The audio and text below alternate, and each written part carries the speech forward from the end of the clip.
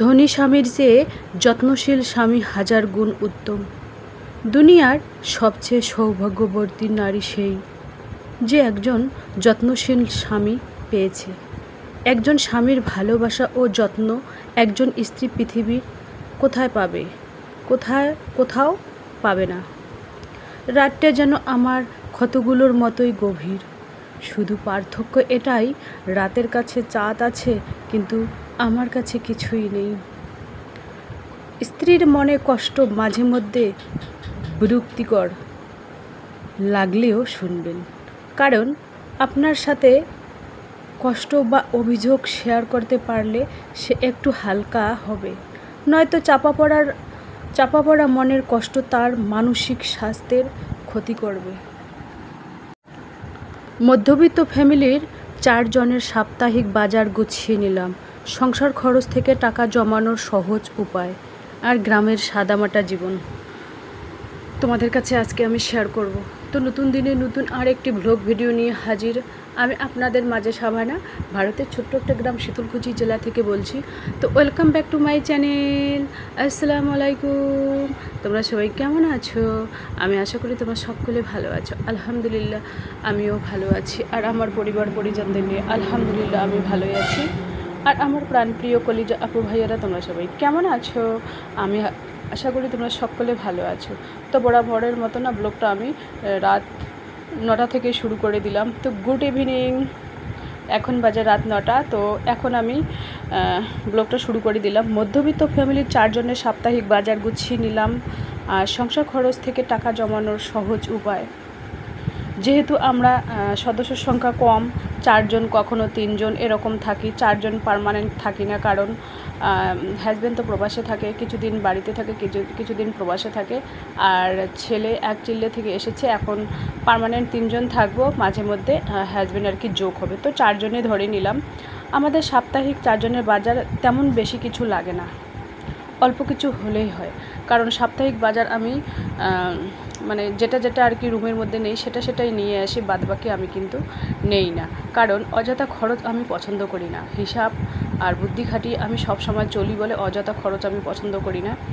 তো সংসার খরচ থেকে টাকা জমানোর সহজ উপায়, সংসার খরচ থেকে টাকা জমানোর সহজ উপায় আমি তোমাদের বলে দিচ্ছি। কারণ সংসার খরচের মনে করো আমার হাজব্যান্ড আমাকে 15,000 টাকা মাসে দিল। তো 15,000 টাকা থেকে প্রত্যেক মাসে আমাকে 2,000 টাকা সেভ করতে হবে।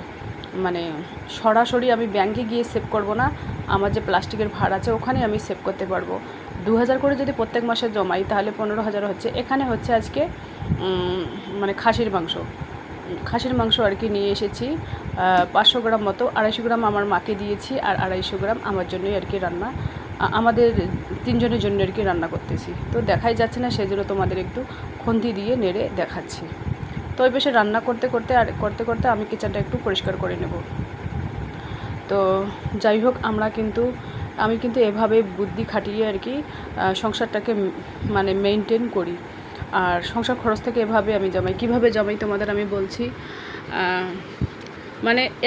একবেলা আমি কিন্তু ডাল ভর্তা করি, আর একবেলা কিন্তু ডিম খাই। আমরা কিন্তু সপ্তাহে 5 দিন ডিম খাই, আর 2 দিনে মাছ মাংস খাই। ইদানিং মেয়ে ডিম খাচ্ছে না, কারণ মেয়ের হাতের ব্যথা ডক্টর মানা করছিল। সেই 1 সপ্তাহ 10 দিন থেকে আর কি মেয়ের ডিম খাচ্ছে না। তো ছেলে আর আমি ডিম খাই, বাদবাকি ওর জন্য ডাল সবজি এটা ওটা বানিয়ে দিই।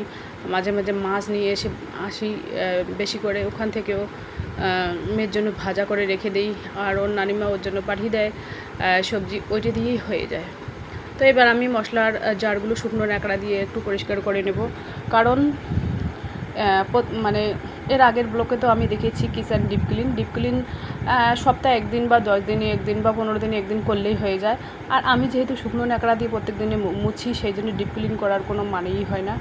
তো যাই হোক, আমি তবুও একটু মোছামুছি করে নেই, কারণ রান্না করলে তো রান্নাঘরে তেল চিটচিটে ভাবটা থেকেই যায়। তো একটু শুকনো ন্যাকড়া দিয়ে মুছে দিলে ক্ষতি কী, তাই না? তো তেজপাতাগুলো আমি ওইভাবে রেকের মধ্যে রেখে দিয়েছি। তেজপাতা আমি কিন্তু চায়ের মধ্যে দেই আর মাংসের মধ্যে দেই।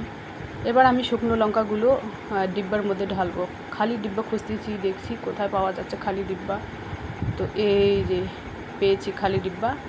তো এই খালি ডিব্বার মধ্যে আমি ওই শুকনো লঙ্কাগুলো রেখে দেবো। যেহেতু আমরা বাসার শুকনো লঙ্কাই বেশি খাই আর কি, ওই কাঁচা লঙ্কা মাঝে মধ্যে নিয়ে আসা হয়, ওইগুলো ওই ডিম ভাজার জন্য বা ভাতের সাথে একটা দুটো নিয়ে নিলাম। কাঁচা লঙ্কা প্রত্যেক দিনই কাঁচা লঙ্কা 2টি করে যদি খাওয়া যায় তাহলে ভিটামিন সির অভাব দূর হয়। তো চলো ব্লগটা দেখতেই থাকো। আর আমার চাচাতো বোনের মেয়ের আজকে আর কি মানে মানে দেখা দেখি বিয়ে মনে হয় ঠিক হবে আজকে রাতেই মনে হয় বিয়ে ঠিক হবে। ওরা রান্না আয়োজন করে রেখেছে আমার বাপের বাসায় আর কি, পাশাপাশি আর কি আমার চাচাতো ছোটো চাচার মেয়ের আর কি আজকে বিয়ে ঠিক হবে। আলহামদুলিল্লাহ মনে হয় ওখানে বিয়ে ঠিক হবে, কারণ ওদেরও পছন্দ, সেই জন্য দুই পক্ষের থেকেই আর কি পছন্দ। তো বিয়ে হলে না দাওয়াত পড়বে, তাই না? আবার ওর আব্বা নেই, তো বেশি লোকজন মনে হয় বেশি আয়োজন করবে না, অল্প স্বল্পই হয়তো আয়োজন করবে আমার মনে হয় আর কি, যেহেতু ওর মা, সেই জন্যই আর কি বলছি। তো চলো ব্লগটা দেখতেই থাকো, আশা করি খুবই ভালোই লাগবে। এভাবে আমি কিন্তু সমস্ত জিনিস পরিপাটি গুছিয়ে রাখার চেষ্টা করি। এখন কিন্তু আমি ফেস দেখিয়ে ব্লগ করব না, কারণ আমার হাজব্যান্ড আমাকে মানা করেছে, আর হাজব্যান্ডের মানা তো বারণ তো মানতেই হবে, তাই না? সেই জন্য ফেস ছাড়াই এখন থেকে ব্লগ করব।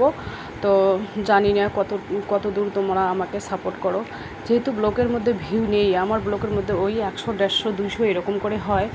এখন 1000, 2000, 3000 হলে তো কোনো সমস্যা নেই। আর হাজব্যান্ড বলে এখান থেকে ইনকাম এর আগেও করতে পারোনি, এখনও আর কি করতেছো, দরকার নেই, আমি একটা কোম্পানির সাথে যুক্ত আছি, তুমি ফেস ছাড়া যদি করতে পারো ইউটিউব তো করো, না হলে ইউটিউব ছেড়ে দাও। তো হাজব্যান্ডের কথা তো মানতেই হবে, তাই না? সেই জন্য আর কি ফেস না দেখি আমি ব্লগ করব এখন থেকে।